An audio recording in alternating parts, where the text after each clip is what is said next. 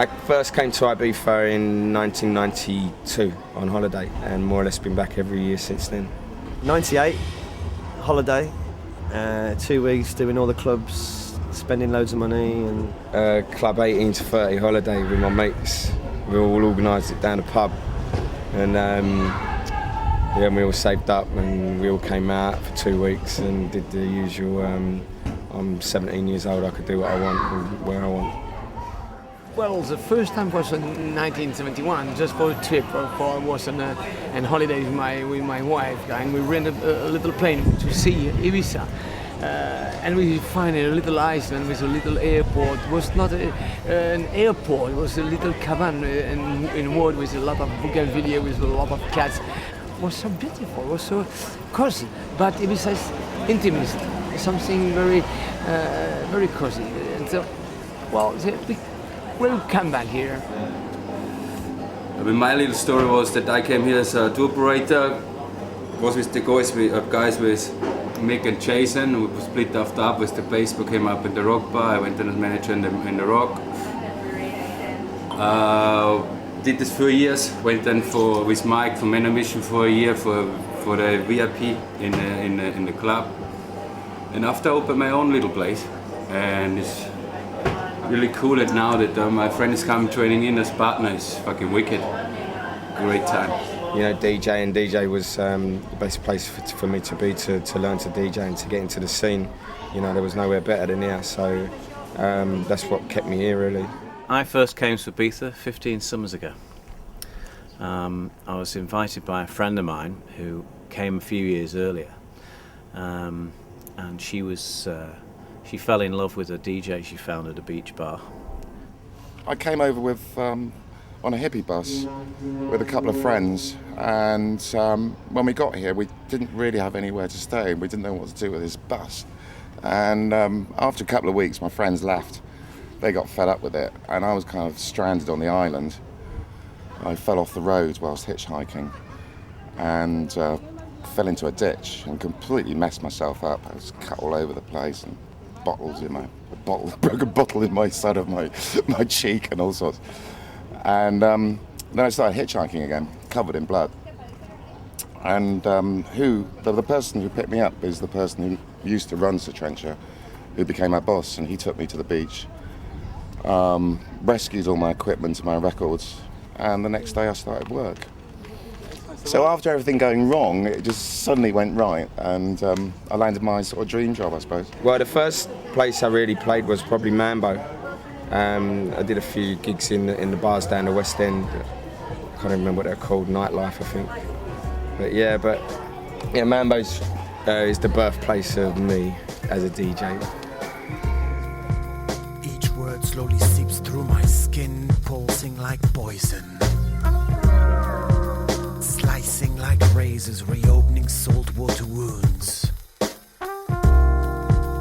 Burning my flesh, straight down to the bone. Pressure builds up as I sink deeper.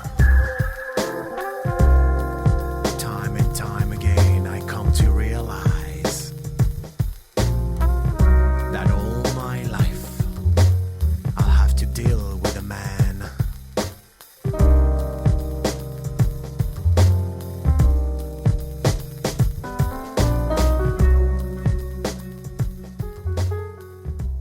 Well, I can tell you where my favourite beach is, and that's Carroll, which is one of the very first beaches that I discovered. My friends who originally brought me here showed me the place, and I fell in love with it instantly. You kind of got to know people because it was like a little community down there. Carroll, but then there's like Carroll, which is like next to here, and then up in the north, like obviously to Benuas, but then there's all the smaller beaches which are near there, like Agua Blancas and stuff like that, and just find some places to eat, which I've never eaten before, like the like little fish shack at Sa Punta, just doing like a bit more grown-up things rather than partying all the time. Well, mine's totally the opposite. Mine's like been partying all the time. Yeah. I think I've missed obviously one space, and I've been to every single cocoon. And I think that the main thing for me this summer is just like the music. like, I don't know, it just seems like a proper move forward, especially when I played the closing. The music that was playing then was sort of very, it's sort of futuristic, but like got loads of like old influences. And for me, I just feel like the music's in a really good place at the moment. I think what really makes Ibiza is the people, because you get such, again, diversity of people who come here. You tend to go to anywhere else around the world, and it's mainly just a certain type of person you'll meet.